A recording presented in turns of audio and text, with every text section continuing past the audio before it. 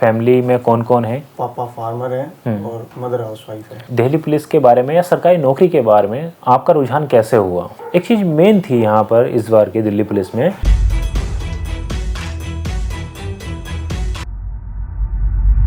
नमस्कार, मेरे साथ हैं आज विनय जो दिल्ली पुलिस कांस्टेबल में सेलेक्टेड हैं और ये आज आए हैं अपनी जर्नी शेयर करने आप सभी के साथ।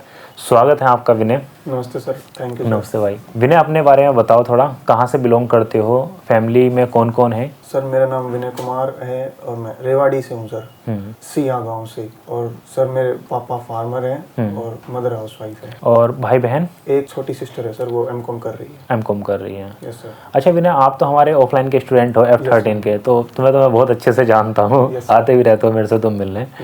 तो ओवरऑल एक्सपीरियंस आपका कैसा रहा? पहली चीज़ तो मैं यही पूछूंगा, केडी कैंपस में पढ़ने का ओवरऑल एक्सपीरियंस कैसा रहा आपका? सर केडी कैंपस में मेरा एक्सपीरियंस बहुत ही अच्छा रहा।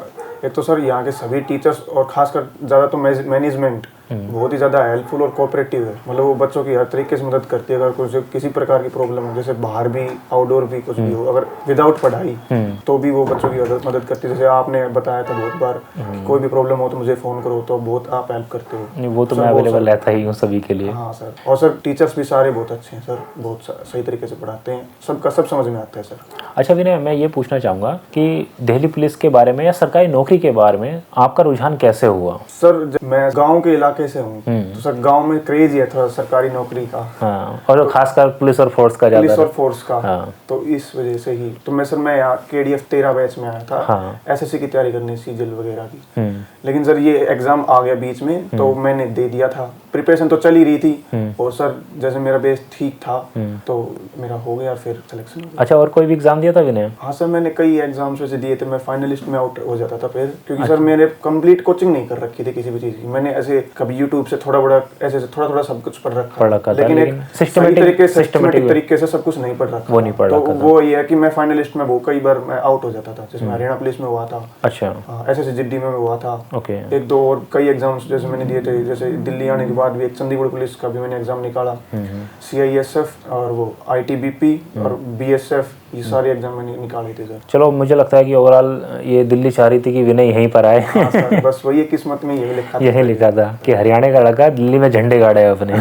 अच्छा विनय, जैसे आपके दिल्ली पुलिस में 4 सब्जेक्ट होते हैं, मैथ्स हो गया, रीजनिंग हो गया, GS हो गया, कंप्यूटर हो गया। तो आप एक एक सब्जेक्ट के बारे में अपनी जर्नी बताएं। मैथ्स की प्रिपरेशन कैसे की? शुरुआत में मेन चैप्टर ही उठा दिया, जैसे टाइम एंड वर्क था और भी जैसे शुरुआत में प्रॉफिट लॉस, SI CI, ये सब मेन चैप्टर मैंने शुरुआत में करवा दिए थे। 1-2 चैप्टर थे वो मैंने जैसे आए ना, तो मैंने यूट्यूब से किसी कोई मैराथन देख ली स्पेशल चैप्टर की, तो ऐसे वो प्रिपेयर हो गए। मेनली अर्थमेटिक ज्यादा पूछता है दिल्ली पुलिस। अर्थमेटिक ही पूछता है। हाँ, तो इससे 15 में से 15 सही है मैथ के। अरे वाह, 15 में से 15 सही है। हाँ सर। रीजनिंग की तैयारी कैसे? रीजनिंग की सर मोहित क्वात्रा सर ने पढ़ाई थी। अच्छा। और सर रीजनिंग तो शुरुआत से भी थोड़ी अच्छी थी, होती है बच्चों की लगभग। अच्छा, रीजनिंग मेरे 25 इतना हार्ड लेवल पूछते भी नहीं है दिल्ली पुलिस में। 25 थे सर। उसमें भी 25 में 25 है। मैथ्स और रीजनिंग पूरे से पूरे लेके बैठे हो। और GS में? सर GS में हमारा बस हिस्ट्री और पॉलिटी, ये 2 ही सेक्शन कंप्लीट हुए थे जब हमारा एग्जाम हुआ था। और सर फिर इकोनॉमिक्स की, और तो मैंने सर एक मैराथन देखी थी थोड़ी सी, लेकिन क्योंकि सर मैराथन में इतना ज़्यादा समझ में भी नहीं आता, क्योंकि GS पार्ट थोड़ा सा GS थोड़ी सी ऐसे ही है, जल्दी समझ में भी नहीं आती एकदम से। और सर ज्योग्राफी की भी सर इम्पोर्टेंट टॉपिक जैसे नदियाँ, ये 1-2 टॉपिक हमने यूट्यूब से मैंने पढ़ लिए थे, क्योंकि सर हमारी क्लासेस लगी नहीं थी, तो यूट्यूब से मैंने कवर कर लिए थे। तो सर GS में फिर ये, तो GS में मेरा ज़्यादा स्कोर नहीं हो पाया। और कंप्यूटर का सर मैंने राहुल सर ने करवाया था। सर लगभग तो राहुल सर ने करवा दिया था। 1-2 टॉपिक बचे थे, फुल फॉर्म वगैरह कुछ, वो मैंने यूट्यूब से या फिर किसी बुक से मैंने एक बार देख ली थी। सर कंप्यूटर में मेरा अच्छा स्कोर था सर। अच्छा, 10 में से 9 सही। अरे वाह, 10 में से 9, मतलब 3 सब्जेक्ट में तो आप बहुत अच्छा स्कोर लेके बैठे थे। GS में थोड़ा सा नंबर ही थे सर, क्योंकि तब तक कोचिंग में हुआ भी नहीं था, तो सर GS मेरे को कवर नहीं हो पाई थी, इसलिए 50 में से मेरे 20.5 ही नंबर आ पाई। अच्छा। उस पेपर मेरे 49 लगभग आ गई। तो आगे की क्या स्ट्रेटजी है आपकी? आगे क्या कोई और टारगेट लिया है? सर अभी तो जैसे ट्रेनिंग चल रही है। ट्रेनिंग कब से स्टार्ट हुई है आपकी? सर मेरी 4 मार्च से स्टार्ट हुई है। हो चुकी है? हाँ सर। अच्छा। अभी सर 2 दिन का वेकेशन था। हाँ, तो मैं फ्री था, तो आपको कॉल आया था, तब मैं आ गया सर। अच्छा अच्छा, नहीं बहुत बच्चे थे अपने आपके बैच के भी बहुत बच्चे थे जो बोल रहे थे कि भैया कब बुलाओगे भैया कब बुलाओगे, तो बीच में मैम का भी थोड़ा शेड्यूल ऐसा ही हो रहा था, तो थोड़ा सा इस चीज़ में हम डिले हो गए। हाँ सर, वो लकीली आपका भी और हमारा भी टाइमिंग सेम मिल गया और मिल पाए, वरना हम नहीं मिल पाते सर, क्योंकि वो छोड़ती नहीं है। ये भी इसलिए कि बच्चे अपने कुछ अरेंजमेंट कर ले, कुछ सामान वगैरह नहीं ला पाए थे। अच्छा, शुरू में थोड़ा ढील देते हैं। एक बार ही देते हैं बस एक बार ही। जो अब दी है आपको? हाँ, वो अब दे दी, अब इसके बाद नहीं है। अब तो खिंचाई स्टार्ट तुम्हारी हो जाएगी। सर, डिसिप्लिन में रहना पड़ता है। डिसिप्लिन में रहना। कहाँ चल रही है आपकी ट्रेनिंग? सर मेरी झड़ोदा कला में रहती। ओके, तो जैसे बहुत बच्चे हैं जो आपको देख रहे हैं, और मेरे ख्याल से जो अभी 12th पास करेंगे वो बच्चे आपको देखेंगे, आपका इंटरव्यू देखेंगे, एज ए आप रोल मॉडल हो आप उनके लिए, आप सेलेक्टेड हो, दिल्ली पुलिस के जवान हो आप, तो उनको क्या सलाह देना चाहोगे फ्यूचर के लिए और कैसे तैयारी उन्हें करनी चाहिए? सर बस अपने तरीके से बस एक बेस बना ली सर पहले। ऐसा नहीं कि एक बार में सब कुछ नहीं होता, धीरे धीरे बन जाता है। शुरुआत से पढ़ाई थोड़ी सी कंटिन्यू रखें, थोड़ा पढ़े लेकिन पढ़ ले, डेली पढ़े।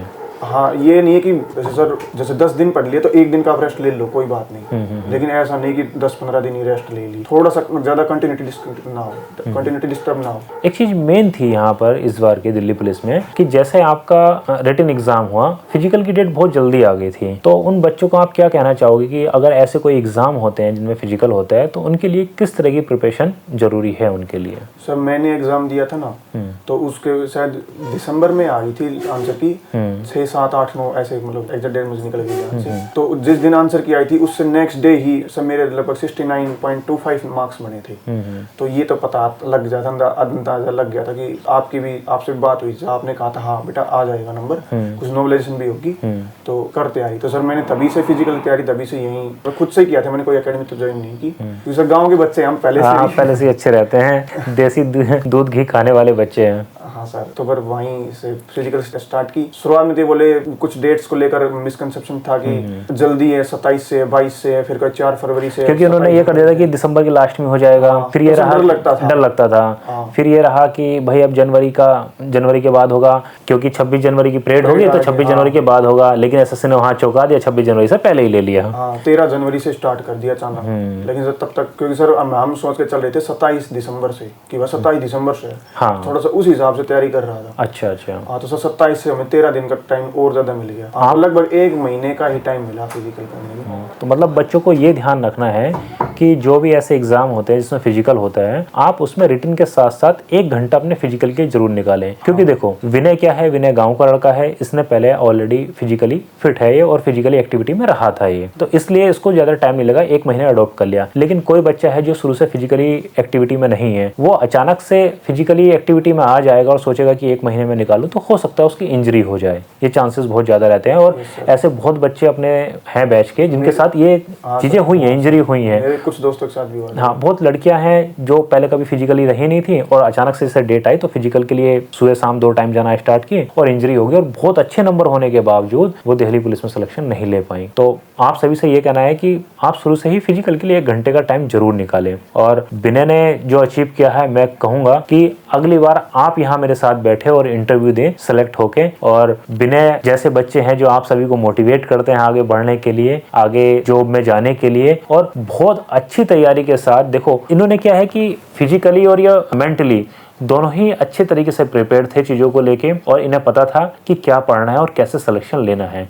इन्हें पता था कंसाइज वे में मुझे पढ़ना है और उसी को बार बार रिवीजन करना है। इन्होंने ज़्यादा सिलेबस के पीछे नहीं भागे, जो सिलेक्टेड चीज़ें होती हैं वही पढ़ी, जो इन्होंने बताया कि ये पोर्शन थे, ये मैंने इन पे गौर किया, प्रीवियस ईयर के पेपर इन्होंने देखे कि ये पोर्शन ज़्यादा आता है, उस चीज़ को ये पढ़े और उसी स्ट्रेटजी के थ्रू इन्होंने तैयारी की और एग्जाम निकाला। टॉपर्स को जब भी हम बुलाते हैं बात करने के लिए, इंटरव्यू के लिए, हमारा मेन पर्पज़ यही रहता है कि उनकी स्ट्रेटजी क्या रही, उन्होंने किस तरह से तैयारी स्टार्ट की, और वो आपको अपनी जर्नी साझा करें जिससे कि आप लोगों की हेल्प हो सके। थैंक यू विनय, आप यहाँ आए, इन बच्चों को गाइड किया, बहुत बहुत धन्यवाद आपका। और मैं आपसे तो मिलता ही रहूंगा क्योंकि दिल्ली में हो आप, और सिलेक्शन होने के बाद पोस्टिंग आपकी यही होनी है, तो आपसे मुलाकात होती रहेगी। और मैं चाहूंगा कि अगली बार जब मेरे साथ बैठो तो कंधे पे 2 स्टार हो, मतलब सीपीओ आ रहा है, सीपीओ में सेलेक्ट होकर आप यहाँ मेरे पास आओ।